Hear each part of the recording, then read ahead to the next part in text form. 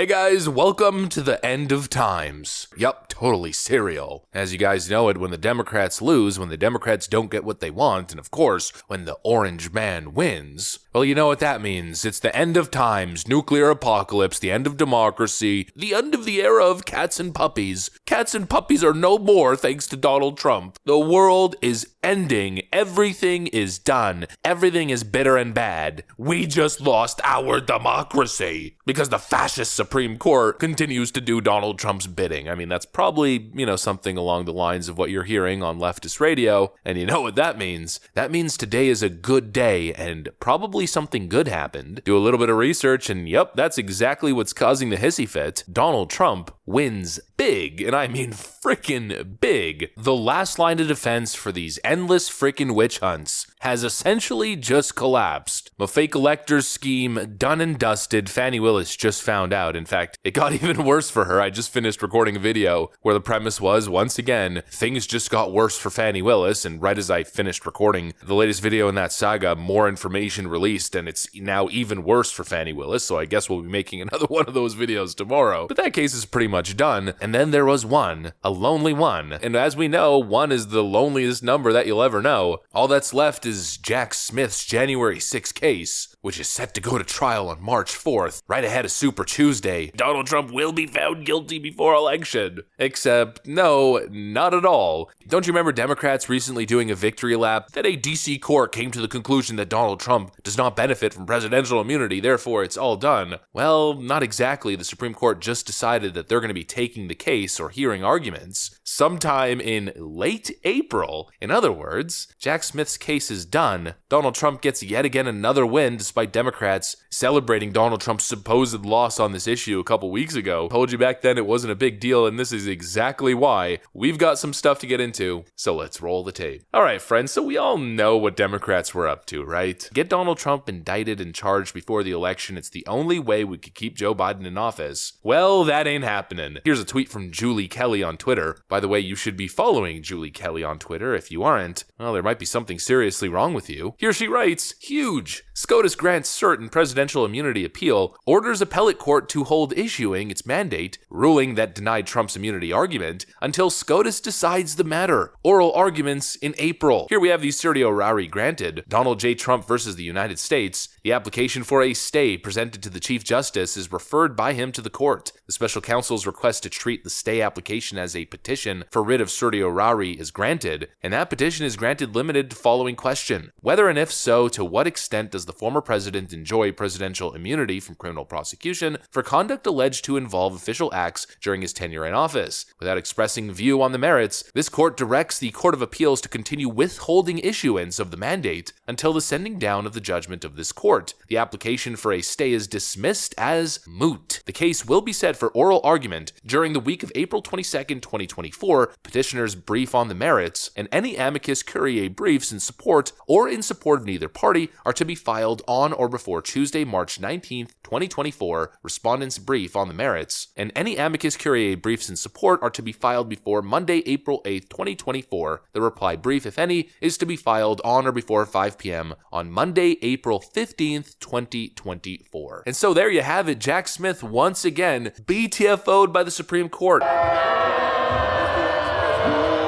And here's the thing. Leftists are crying saying the Supreme Court is acting incorrectly, they're doing Donald Trump's bidding, yada yada yada. But really, what the Supreme Court is doing here, they're telling Jack Smith very clearly that they will treat this Donald Trump case like any other. That they aren't going to play Jack Smith's little pathetic game to expedite this whole process so that he can charge the former president ahead of the election. They're telling him, no, essentially go F yourself. Donald Trump is entitled to the same appeals process as anybody else. How dare you?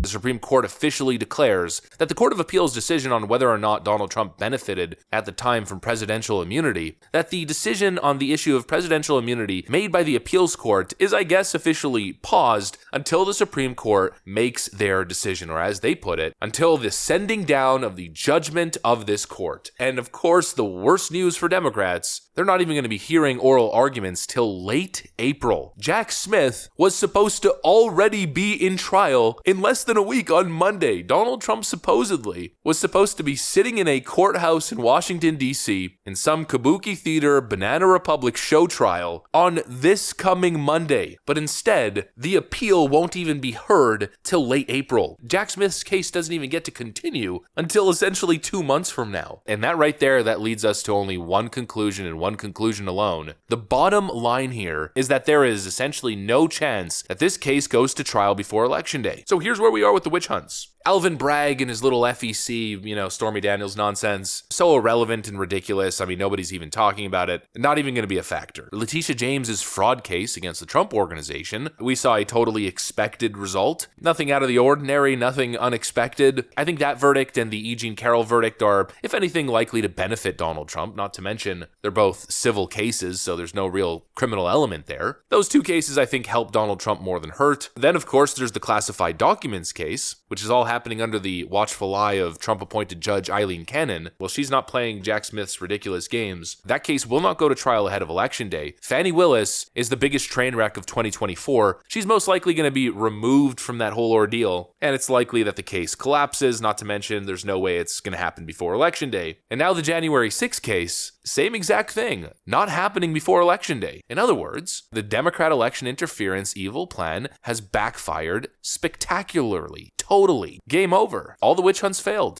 It's all there, black and white, clear as crystal. You get nothing. You lose. We're right back to where we were. We're right back to where we thought we would be. What I've been saying essentially since day one, that none of these evil Democrat plans will work. The witch hunt efforts will fall flat on their face. If Democrats really thought they had something, they would have launched these investigations a whole lot earlier. They would have brought them a whole lot earlier, but of course, they only popped up in an election season. The legal theories motivating these cases were twisted in such vile manner. This was obviously one big election interference plot, and of course, just like the Russia collusion conspiracy theory, the whole structure has now collapsed. Now the question is, what's next? Well, there's only a couple options here. The Supreme Court might hand down a decision, essentially granting Donald Trump full presidential immunity. That is one outcome here, which I think would propel Donald Trump to new heights. Or, of course, we get to Election Day, Donald Trump wins in spectacular fashion, and then he simply pardons himself, making it all go away. I think those are the two most likely outcomes for this case and the others. In other words, get ready for the absolute flooding of salty leftist tears. This has to be a joke. I cannot believe this is happening. We are witnessing the utter collapse of their multifaceted evil plans. Anyways, that's what I got for you guys. Hopefully you enjoyed it. If you did, make sure to leave a like and possibly subscribe. Thanks for watching, and I'll see you on the next one.